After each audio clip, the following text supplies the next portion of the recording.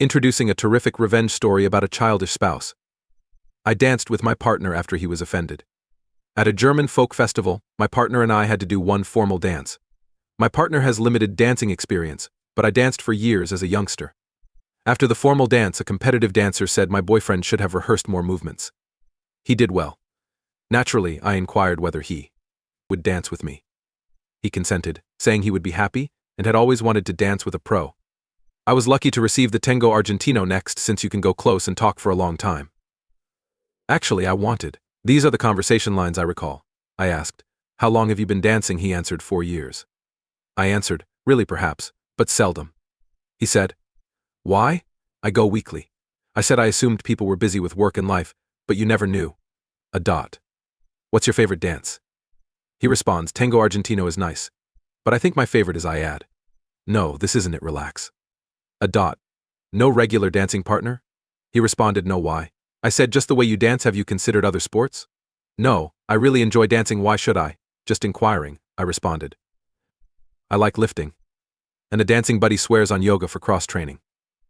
He said, "Oh yeah, that actually sounds cool. I'll consider that."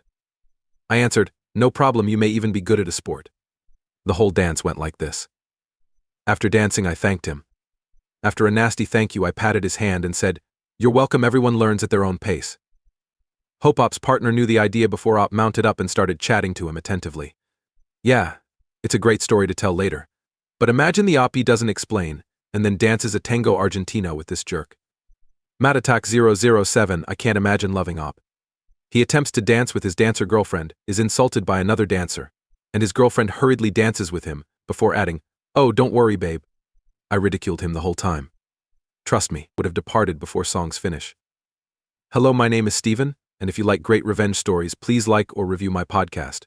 Teacher said no to bathroom is our next tale. 4th grade, I asked my instructor for the restroom. The teacher said no, but I claimed I needed to leave or I'd pee myself. Teacher instructed me to hold it. So I peed instantly. I then raised my hand to indicate I had peed and needed to go home. The instructor asked, "Are you joking?" I showed him my urine-soaked pants and peed on the chair and said, "No, I'm not kidding." He sent me to the principal's office, where she contacted my mother to fetch me up. My parents discussed this with the principal. The teacher would never refuse me a bathroom break again.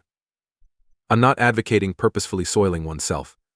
But if I were a parent and my child went to school, I would say, "Hey, if your teacher literally won't let you use the restroom, do you want to try to change that teacher for the better?"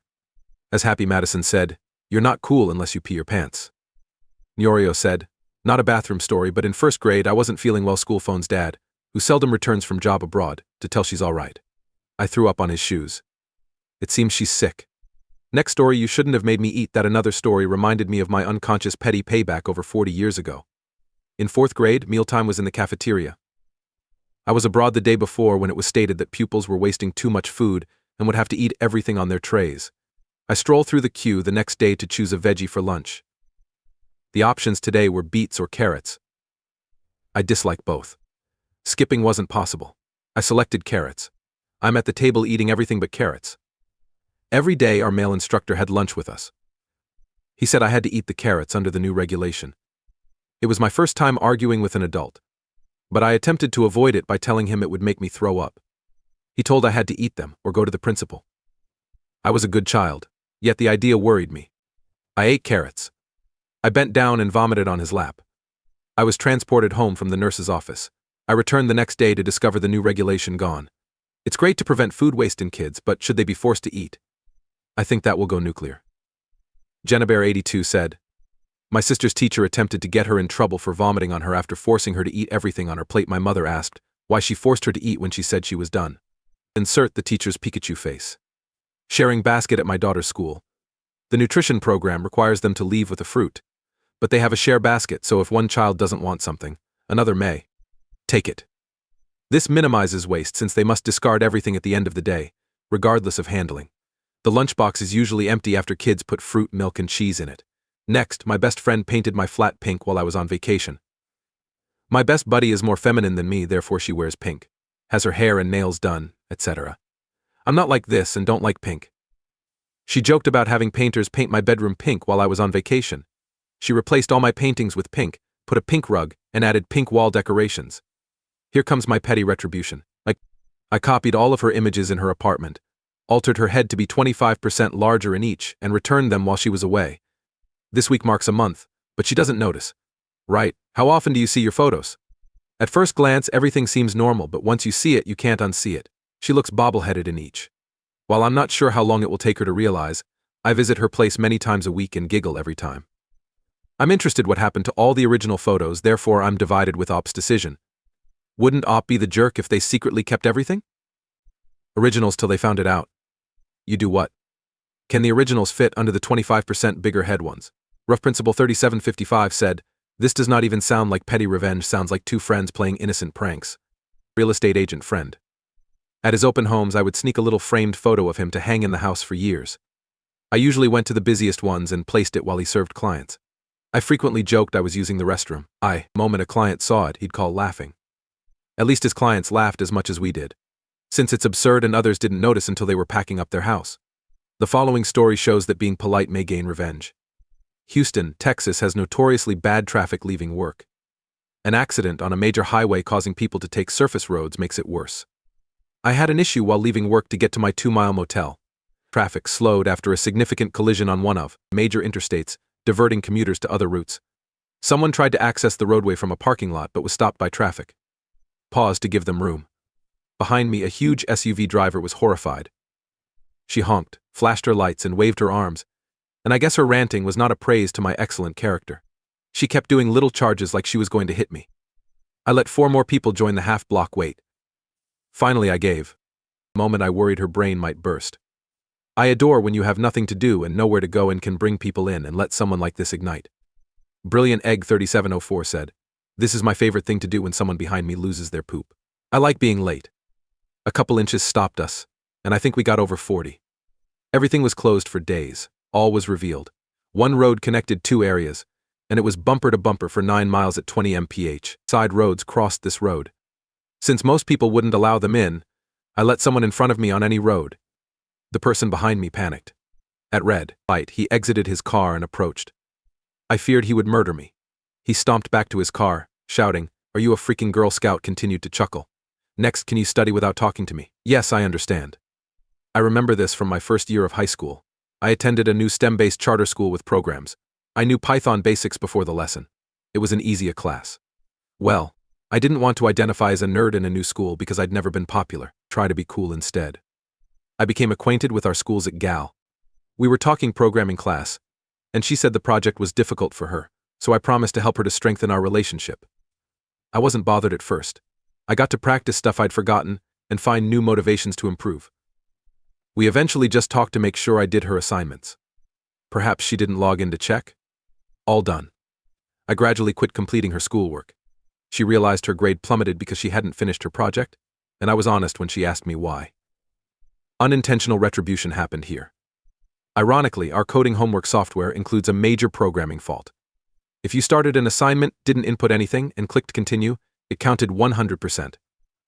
It was finished and accurate, not just begun or viewed. When the teacher examined, she thought the software meant to score your code correctly and replicated the grade. I skipped all her assignments in the end to balance my and her schoolwork before stopping. In one conversation, I informed her about this method. Except for challenging assignments, I seldom used it. She went to the instructor to get back at me for not doing her assignment and told them how some people just hit continue. So the teacher carefully evaluated all homework and adjusted grades. She dropped a letter grade like everyone else. She moved from C or D to total failure. My grade remained unchanged. My teacher probably didn't need to review my assignment because I liked coding and had a background in it before high school. That girl ruined herself. She had to retake class, whereas I got an easy A. Try talking to someone before asking for a big favor. I'll be honest, if someone is doing my homework in a class I can't be bothered to complete or don't know or care enough about, I'll try to make them happy. Dependent Compo 259 said, "Next time, set some boundaries and avoid trying to nurture a purely transactional relationship, yet she never appreciated you." Our next tale is how I tricked my indolent friend into giving me a 10 on a school project. A high school friend and I were reminiscing about this, so since my train is late, I'll share. A geography assignment regarding plate tectonics was assigned to him and me at school. Geography-hating friend had a rocky connection with teacher. I excelled and loved the content. I think this is why my friend selected me for his project. After a few days, I noticed he hadn't worked on the project. He said, Look, I have no intention to finish this job, please give me a good grade. Otherwise, I'd just keep your grade back. I was annoyed and told him this strategy would not work because I've always been an excellent writer, at least in our home tongue. And I had a distinct writing style even as a teenager. Friend ignored this warning and told me to do everything myself. This is where the revenge began. Friend was my best friend. So I told the other 6 about my plans and persuaded them to form pairs so that Friend would be stuck with me. The day we received the economics homework, Friend was upset to have someone as inept as me. 2. The teacher doubted that I had done all the work because he knew my writing style. He gave me the chance to rat out a friend and give him a 1 out of 10. I stared my teacher in the eyes and said, "You've got it completely wrong, sir." Friend was a great help throughout the process. We simply decided that I would put everything on paper to keep the writing consistent. Bro, you royally screwed me over with this. The least you could do to compensate me is ensure that we both get an 8.5 out of 10 on that economics project. Because in case you hadn't noticed, I have no intention of completing that task. I'll leave it in your expert hands. I'd only hold you back regardless. Friend looked at me for a second before laughing. Geekrunner 1 said, "Honestly, this is how it works in the workplace. We rely on each other's strengths to cover each other's weaknesses. I'm glad we can joke about this now. We had a great friendship." Into the business, we saw a young woman in a BMW park half-heartedly and crookedly in the only handicap parking spot. She has no plaque and appears to be in good health. She is entitled. I hate that nonsense. It drives me crazy. So I made it my duty to be in BMW's path throughout the store. I got in front of her with my cart and did my best to predict what she would do next. That she was heading toward the bread aisle, so I had to check out the bread and what's in it. She kept sighing and smacking her thighs in frustration, but I didn't notice. She was wedged between me and the people, which was great. I kept it up for about 15 minutes until she was able to slip away. Checkout, and it was busy. The person in front of me was on his cell phone and talking loudly. Before such behavior was accepted, everyone looked annoyed.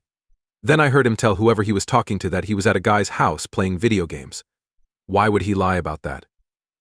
I turned to my sister and asked, "Who are you talking to, baby?"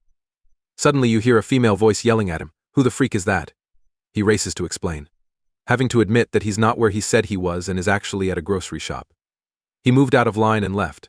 Our next story is about showing the mother-in-law great jewelry. Always sees the good in others, no matter how horrible they are, and I make far too many allowances for poor behavior. For years and years I did this with her, until I finally realized that she is a horrible person at heart. She often acts like a jealous ex-girlfriend toward me, and has been a very abusive mother to my husband throughout his childhood and adulthood. Christmas Eve, so they would dazzle enough to blind her. When she came, as expected, she saw me cover my face with my hand and asked about both. I gave her a better look and gushed about both, saying, "Husband got me these, aren't they lovely?" He couldn't wait to give me the bracelet on Christmas, but I still have lots of things from him under the tree to open. You raised a beautiful boy, and he spoils me so much. I've never seen so much rage in her eyes. Op is unironically winning here. They're helping their spouse escape their violent mother, but they're also getting spoiled. Trousers. Last year, a now former acquaintance made some pretty harsh comments about my buttocks while wearing green trousers. I requested for advice on this in another sub, and you can read the whole story in my profile if you like. The short version is that she abruptly, and without explanation, advised me to throw away my green trousers because my buttocks were too big for them.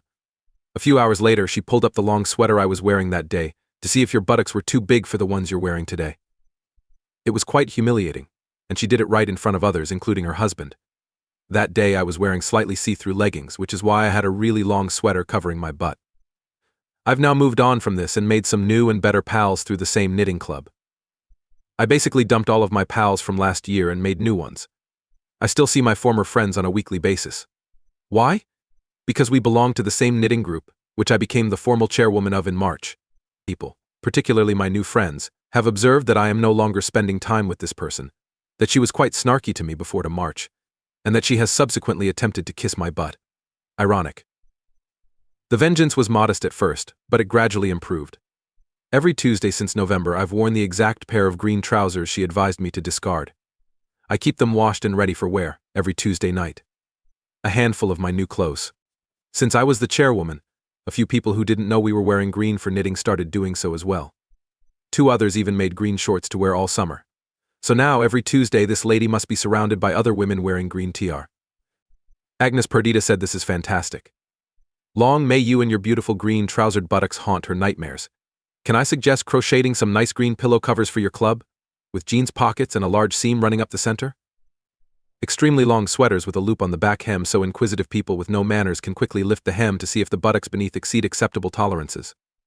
Our next story is, take out the chairs after each meal since you can't keep the kids entertained while I cook. Okay, my spouse and I have 2 autistic children. He became irritated about a week ago when we started moving, tipping and pee. No, he's an avid gamer. And the computer is in a living room dining area. I developed a secret policy: I'll leave the chairs in the house until I need to remove them. If I remove the dining room chairs, I'll also have to remove his computer chair. When I bring in the dining room chairs, I don't have to bring in his chair. I told him it was in the day room. And he stood there as I left, as if he expected me to get it.